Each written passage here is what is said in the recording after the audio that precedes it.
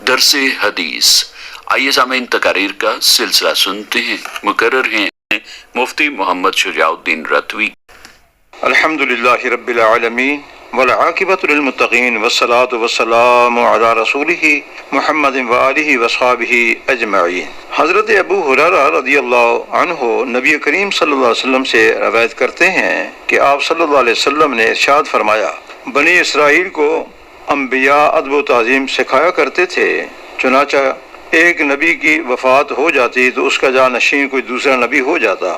اس طرح یکے بعد دیگر انبیاء اپنے قوم کی تربیت کیا کرتے تھے، لیکن میرے بعد کوئی نبی آنے والا نہیں ہے، البتہ میرے بعد امراء اور خلفاء ہوں گے اور بہت ہوں گے جن کے ذمہ امت کی رہنمائی و نگہبانی ہوگی۔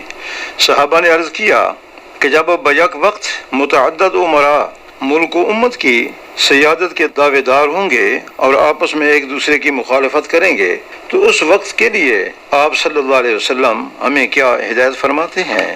آپ صلی اللہ علیہ وسلم نے ارشاد فرمایا، پہلے امیر کی بیعت پوری کرو، یعنی جب بھی بیک وقت مثلا دو امیر اپنے سیادت کا دعویٰ کریں تو اس امیر کی بیعت و طاعت کرو جو پہلے مقرر ہوا ہو، اور دوسری کی مطلقاً پیروی نہ کرو، اور ان کے حقوق ادا کرو، اور جو اللہ تعالیٰ نے ان کو اپنی مخلوق کی نگہداشت و حکومت کی ذمہ داری سونپی ہے، اس کے بارے میں وہ خود ان سے پوچھ لے گا۔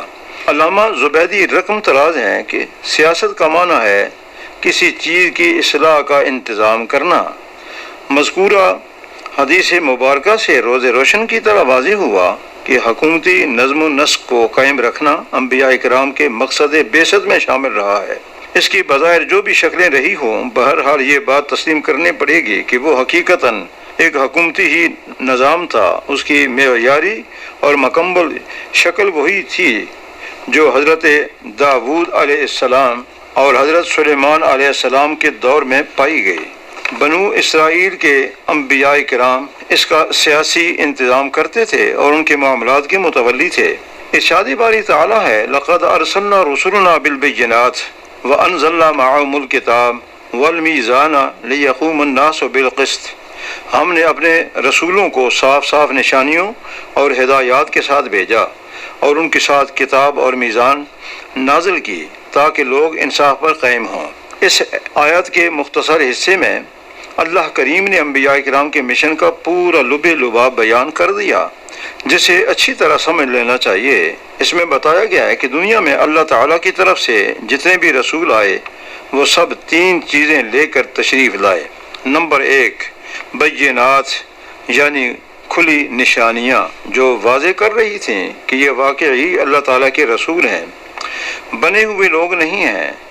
روشن دلائل جو اس بات کو ثابت کرنے کے لیے بالکل کافی تھے، جس چیز کو وہ حق کہہ رہے ہیں وہ واقعی حق ہے، اور جس چیز کو وہ باطل قرار دے رہے ہیں وہ واقعی باطل ہے۔ واضح ہدایات عقائد، اخلاق، عبادات اور معاملات میں لوگوں کے لیے راہ راست کیا ہے جسے وہ اختیار کریں، اور غلط راستے کون سے ہیں جن سے وہ اجتناب کریں۔ نمبر دو، کتاب، جس میں وہ ساری تعلیمات لکھ دی گئی تھیں جو انسان کی ہدایت کے لیے درکار تھیں تاکہ لوگ رہنمائی کے لیے اس کی طرف رجوع کر سکیں۔ نمبر تین، میزان، یعنی وہ معیار حق و باطل جو ٹھیک ٹھیک ترازو کو تول کر یہ بتا دے کہ افکار، اخلاق اور معاملات میں افراط و تفریق کی مختلف انتہاؤں کے درمیان انصاف کی بات کی جائے۔ ان تین چیزوں کے ساتھ انبیاء علیہ السلام کو جس مقصد کے لیے بھیجا گیا وہ یہ تھا کہ دنیا میں انسان کا رویہ اور انسانی زندگی کا نظام فرداً بھی اور اجتماعی طور پر بھی عدل پر قائم ہو۔ مدینہ شریف میں حضور پر نور صلی اللہ علیہ وسلم کی تشریف آوری کے بعد وہاں اسلامی ریاست وجود میں آئی۔ سرکار دو عالم صلی اللہ علیہ وسلم نے اس ریاست کو قائم کرتے ہی جو اولین کام کیے ان میں سے ایک یہ تھا کہ اوس اور خزرج اور مہاجرین کو ملا کر ایک برادری بنائی، اور دوسرا یہ تھا کہ اس مسلم معاشرے اور یہودیوں کے درمیان واضح شرائط پر ایک معاہدہ کیا جس میں اس امر کی ضمانت دی گئی تھی کہ کوئی کسی کے حقوق پر دست درازی نہ کرے گا اور بیرونی دشمنوں کے مقابلے میں سب متحدہ دفاع کریں گے۔ یہ ایک قطعی اور واضح معاہدہ تھا جس کی شرائط یہودیوں نے خود قبول کی تھی، لیکن بہت جلد انہوں نے معاہدہ ختم کر دیا۔ خدا کے محبوب ترین فرستادہ بندوں نے زندگی کے ہر شعبے کے اصلاح کی جد و جہد کی تاکہ خدا کی زمین پر خدا کا دین اور اسی کا قانون جاری و ساری ہو۔ ان کی یہ جد و جہد پوری زندگی کی اصلاح کے لیے تھی، اور ریاست اور سیاست کی اصلاح اس کے ذرائع میں سے ایک اہم ترین ذریعہ تھی۔ قرآن کریم کے مطالعہ سے معلوم ہوتا ہے کہ حضرت داؤد علیہ السلام، حضرت یوسف علیہ السلام، حضرت سلیمان علیہ السلام اور حضور پر نور صلی اللہ علیہ وسلم نے باقاعدہ اسلامی ریاست قائم کی اور اسے معیاری شکل میں چلایا، اور خود خالق ارض و سماوات نے آقا علیہ السلام کو دعا سکھائی، اے نبی دعا کرو، اے پروردگار مجھ کو جہاں بھی تو لے جا سچائی کے ساتھ لے جا، اور جہاں سے بھی نکال سچائی کے ساتھ نکال، اور اپنی طرف سے ایک اقتدار کو میرا مددگار بنا دے۔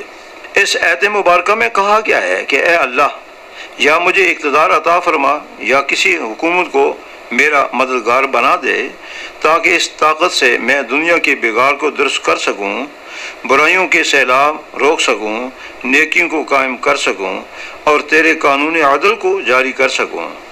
درجہ بالا گفتگو سے واضح ہوا کہ اسلام کا اپنا ایک سیاسی نظریہ ہے، وہ ایک مخصوص مزاج کی ریاست قائم کرتا ہے جو دور حاضر کی اور سب ریاستوں سے مختلف اور ان سے بہت اعلیٰ اور بہتر ہے۔ دعائے خالق کائنات ہمیں صراط مستقیم پر چلنے کی توفیق عطا فرمائے، آمین ثم آمین، وآخر دعوانا ان الحمد للہ رب العالمین۔ درس حدیث تقاریر کا سلسلہ سامعین ابھی ہم سن رہے تھے، جس میں آج ہم نے مفتی محمد شجاع الدین رتوی کی گفتگو سنی۔